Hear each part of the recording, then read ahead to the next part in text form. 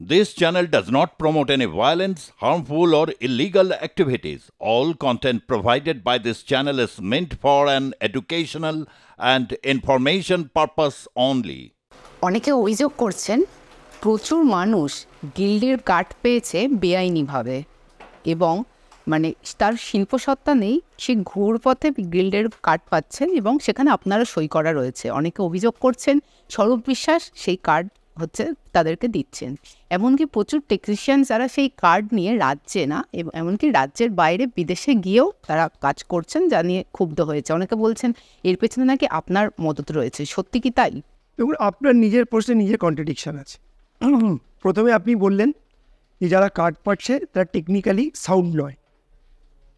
তার উত্তরে আমি বলি, কাইন্ডলি যদি এরকম কোনো কার্ড থাকে যে টেকনিক্যালি সাউন্ড নয়, কার্ড পেয়েছেন, আপনি আমাকে দেবেন, আর একদিন এই প্রোগ্রামটা করবেন। আমি যে কটি কার্ড আপনি আমাকে দেখবেন তার টেকনিক্যালি সাউন্ড কিনা, তার কী পরিচয় না পরিচয়, আমি সবার সামনে অন ক্যামেরা বলব। নাম্বার 1। নাম্বার পয়েন্ট টু বললেন যে সেই কার্ডগুলো নিয়ে তারা বাইরে কাজ করছে। আপনি একাধারে বলছেন যে আমি টেকনিক্যালি তারা সাউন্ড নন, কিন্তু সেই কার্ডটা নিয়ে ভারতবর্ষে যে কোনো জায়গায় কাজ করছে। কোনটা ঠিক? টেকনিক্যালি সাউন্ড নয় না তারা সারা ভারতবর্ষে কাজ?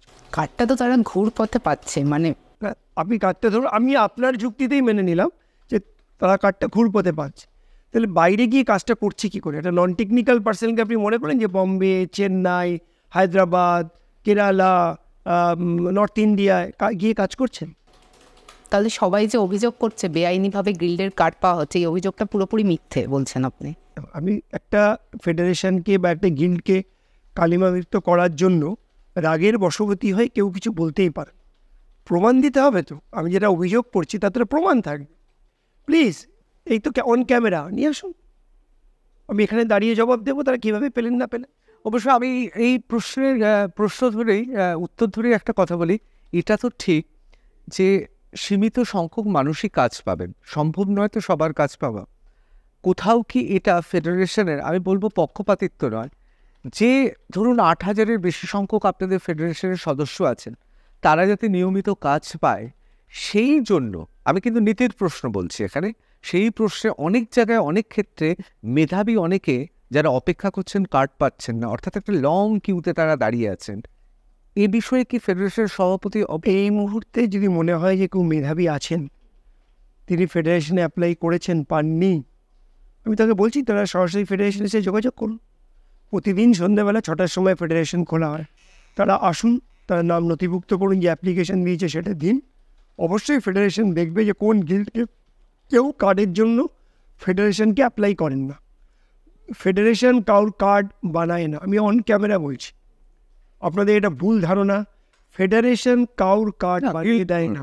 যে 26টা গিল্ড তারাও কিন্তু অটোনমাস বডি, তারা তাদের কোন সদস্যকে নেবেন, কি পদ্ধতিতে নেবেন, সেই পদ্ধতিটা ফেডারেশন ঠিক করে দিয়েছে। আগে সেই পদ্ধতি বামপন্থী আমাদের ছিল না। আমি প্রেসিডেন্ট হওয়ার 2 বছর থেকে 3 বছরের মধ্যে দীর্ঘ লড়াইয়ের পরে ইউনিক কার্ড, তখন তো ম্যাক্সিমামটাই বামপন্থী ছিলেন। আমি যখন প্রেসিডেন্ট হয়েছি তখন বামপন্থীরাই ছিলেন। দীর্ঘ লড়াইয়ের পর আমি কিন্তু এটা বলেছি যে সেই গিল্ড যে কাউকে মেম্বারশিপ দেবে তার একটা সঠিক পদ্ধতি হওয়া উচিত।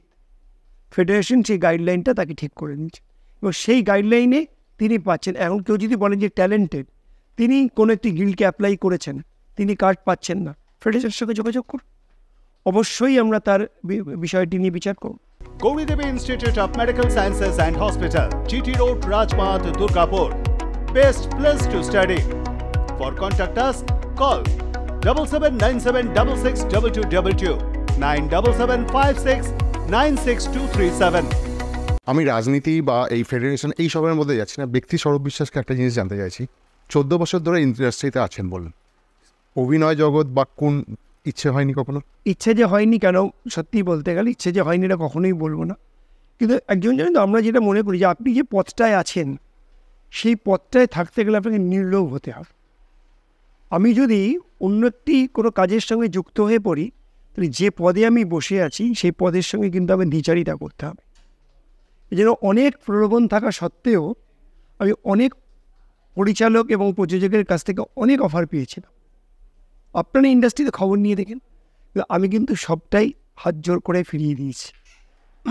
এই পদে থাকতে গেলে নির্লোভ হতে হবে, তাহলেই কিন্তু আপনার মেরুদণ্ডটা সোজা থাকবে। না, এটাও তো হতে পারে যে এত বিরাট মাসেল সমন্বিত চেহারা নায়ক, সুপার টুপার সব হিট, সৌরভ বিশ্বাস জায়গায় যাচ্ছে না, কিছু করতেও হচ্ছে না, সবাই চুপসে যাচ্ছে। এটাও তো একটা ব্যাপার যে মানে ছবির নায়ক যে এই যে আসলে আপনি সাংবাদিক হিসাবে ছবির নায়ক যে আসল নায়ক নয়, এটা তো বুঝে গেছেন। না, তাহলে তারাই তো ইন্ডাস্ট্রি সমৃদ্ধ হচ্ছেন। It's a team game.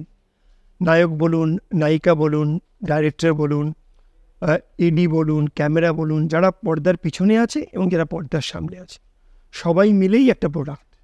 সবার ঘামঝরা পরিশ্রমেই আজকে মানুষের কাছে বিনোদনটা পৌঁছচ্ছে।